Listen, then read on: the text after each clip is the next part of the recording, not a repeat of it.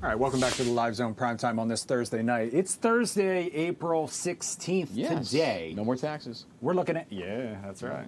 All those high-income earners. Okay. Yes. We're looking ahead to Saturday, April 18th, though, because Saturday, April 18th, as you can see right next to us, is Record Store Day, Tony P. And the nostalgic heart in me loves this. well, yeah, and that's what I want to talk about a little bit more. This is not just for fans of music, but it's also for fans of vinyl and like that physical media, collectibles. So for more on what to expect this year, we want to bring in our guy, DJ Quartermaine, a.k.a. the co-owner of Love People Records. Yes. He's joining us now live. Q, how you doing tonight? I'm great. Thanks for having me, Chris. All right. Tony, what's going on, Good to see you. I have 4 records from your store. I love you guys, and I'm gonna be on vacation this weekend, but I'm coming in next week.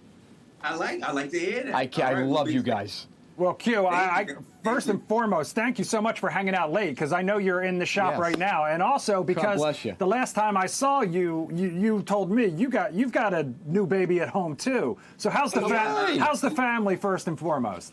The family is great. Shouts to Mom. She's holding down the family right now to allow me to kind of set up for Saturday as well as, talk to you guys. So, yeah, it's been challenging, sleep-wise and at home and gathering everything, but we'll be ready for Saturday. We're ready. Love to hear it. Congratulations. That's fantastic. So talk to us a little bit about what Record Store Day is, how long it's been around, how it kind of got started, and why it's such a big deal. So 2008, around that time, is the first Record Store Day. So we're almost celebrating 20 years. So what started as just kind of an independent celebration of local record stores has now blossomed into this worldwide celebration in support of independent record stores, music fans, lovers, especially of vinyl. The vinyl has expanded from just albums. Now we have a lot of 7-inch coming in. CDs and tapes are coming back, so we're getting in a lot of those as well. So Record Store Day has now blossomed into a lot of things, but it's a way to support your local record store as well as community. And in terms of this rise we're seeing, especially among young generations, Gen Z, millennials, they want the physical media again. In your experience knowing this industry, has this been just a meteoric rise, or has this taken some years and been steady for us to get to this point, and why has that happened? It's been a steady rise since maybe 2012, vinyl just in general. We're at a time now where vinyl is huge. I want to say it's over 1 billion sales now. Wow. So vinyl has gotten to that level. But as I mentioned, CDs and tapes are now coming back as well. I think it has something to do with the generation now that is consuming that type of thing. They've only grown up on streaming. They didn't even grow up on downloading. Because the first iPhone is like 07. A lot of those kids did not even consume music through downloading. It was only through streaming. Now getting a chance to physically touch and consume art in general, I think that's a big thing. And in overall, the analog thing is a thing again. So books, just a portable CD player, journaling.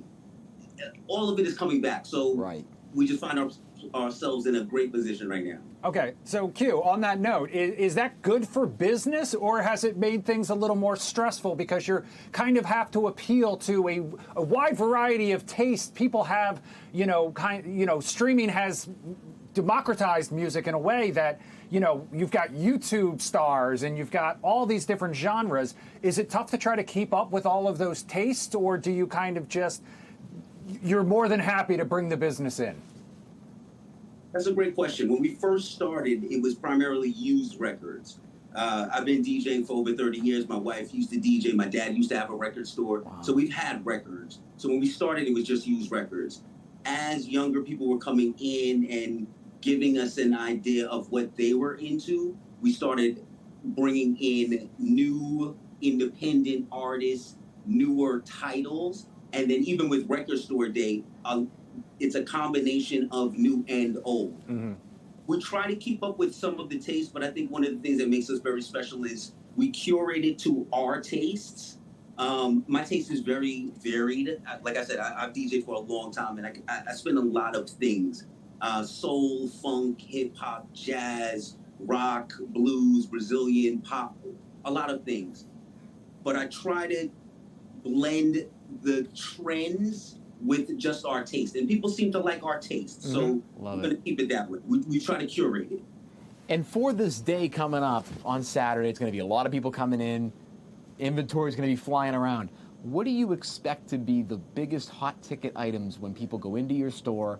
And what are those items that people will have to definitely get there early to make sure they get their hands on it? So that's partly a tricky question. I think everyone is excited about this young lady. She has her own force of nature. She does. And has now inserted into Record Store Day. So we're getting calls. We might get 4 calls an hour. Do we have Taylor Swift? So Taylor is here. Yep. People are looking forward to, we have a Misfits album. People are looking forward to a Paramore album. Bruno Mars is the ambassador of Record Store Day. We have his collaboration project.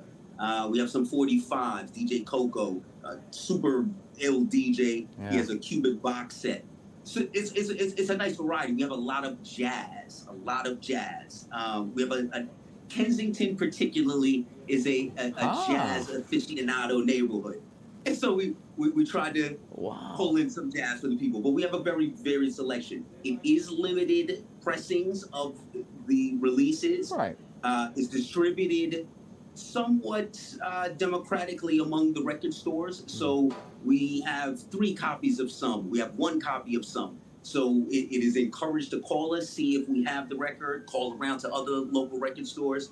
People start lining up. I'm not encouraging anyone to line up, but people have, for the last Record Store Day, people started lining up the previous night.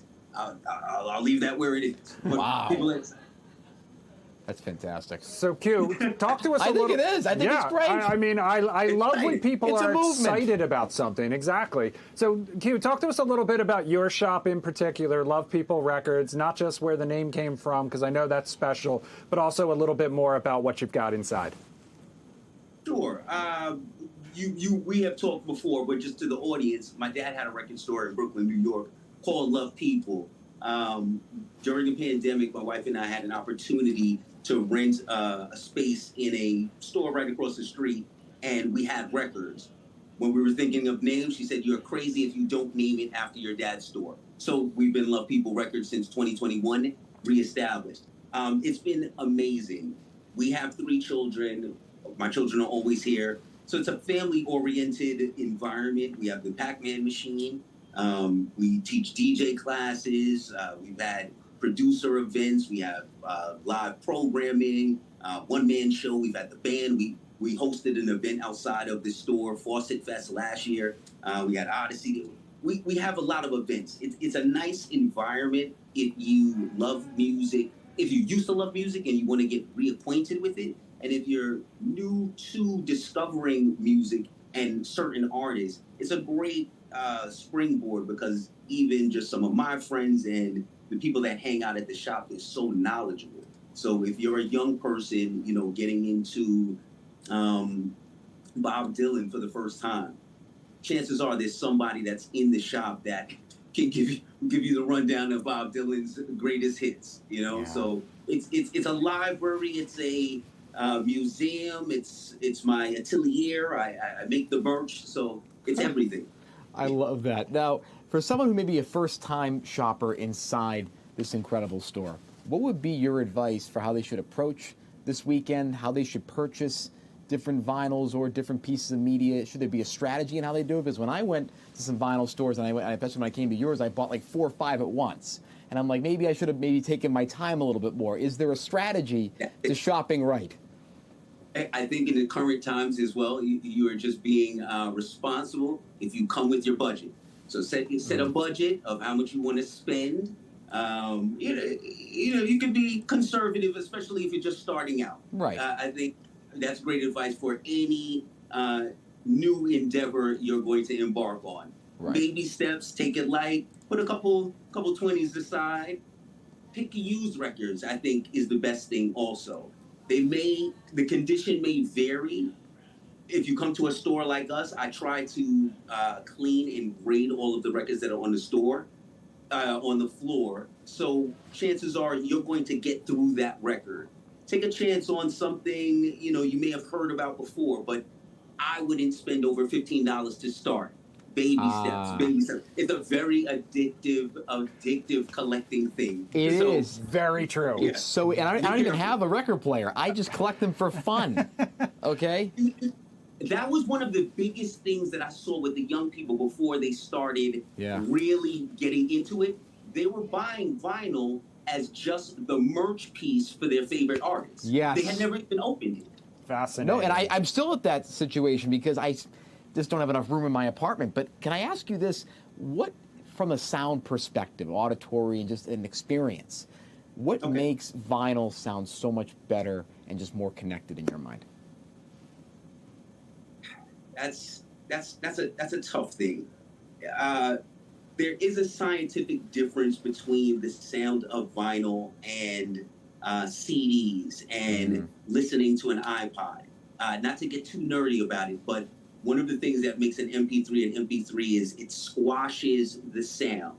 So the fidelity of the sound is not as robust as it would be on an analog piece of vinyl, particularly.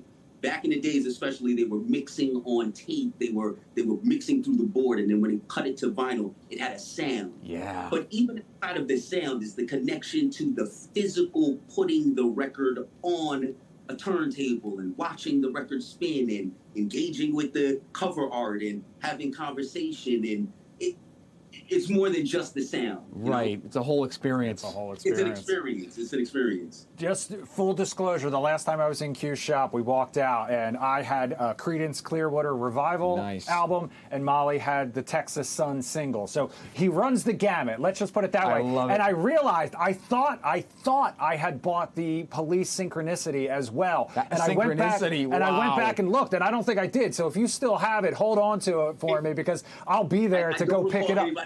So excellent. It's yours if I have another copy. If you have another copy. All right. So listen, like you said, you don't just sell vinyl, you spin it as well. Tell people where they can check you out and what kind of experience, what kind of sound you curate. Sure. So I tend to do a lot of private and corporate gigs, but public-wise, I'm usually at Grazie Milli, which is a place on 15th and L. Yes. A nice high-end supper restaurant. And then I'm at Allegory at least once a month, which is an Eaton Hotel. That's like 13th and K. Right. I'm usually spinning all vinyl, so it's like a 5-6 hour vinyl set. I've got 45s. I've got remixes. We're playing house. I'll play jungle. I'll play a little of everything for 5 hours. And you don't see a 5 hour vinyl set a lot of places. So that is part of the ticket. Do you see a link in the world of EDM, DJ, all this stuff? Do you see a link between that and some of the nostalgia we're starting to see with younger audiences because of the remixes? And do you think that EDM can be a way to kind of carry this generation into experiencing new music and older classics as well? So, yes, interestingly enough, I just came across, I want to say, forgive me if I'm wrong. I think the DJ's name is Tim Nice. Yes. It's a dude in the UK, but he's heavy on jungle, but he's just playing jungle classics.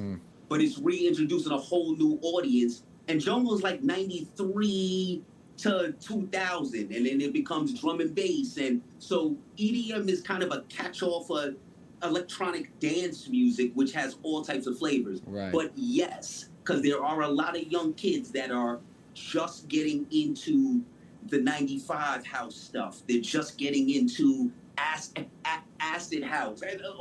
It's amazing. It's amazing. It's amazing. It is. Now, all of them aren't spinning on vinyl. Right. Let's be clear. Right. But baby steps. Baby steps. Exactly. I love this. I just want to talk about music and this whole new movement. It just brings tears to my eyes a little bit because our generation is starting to love what was classic. I mean, I grew up on Marvin Gaye, Sly and Family Stone. Like, that's the music that I grew up with my grandmother, teaching me that. And it's just nice to see younger generation responding now and setting up shop the night before the store opens. I think that's great. I was so emotional. I might have mentioned to Chris, we were setting up shop. I'm walking outside to take some boxes out. There's a guy standing right outside the shop, but it's like 11 p.m. I'm from Brooklyn. My spidey sense already kind of froze up on him, and then it clicked real quick. Wait, are you here for Record Store Day? I almost cried on him. I said, "Oh my God, I can't believe you're here, Mommy. They're here for the Record Store Day. Can we get you anything?" I was just so appreciative. I was very emotional about it. And then when we pulled up the next day, just to see people lined up around the block, that reminds me.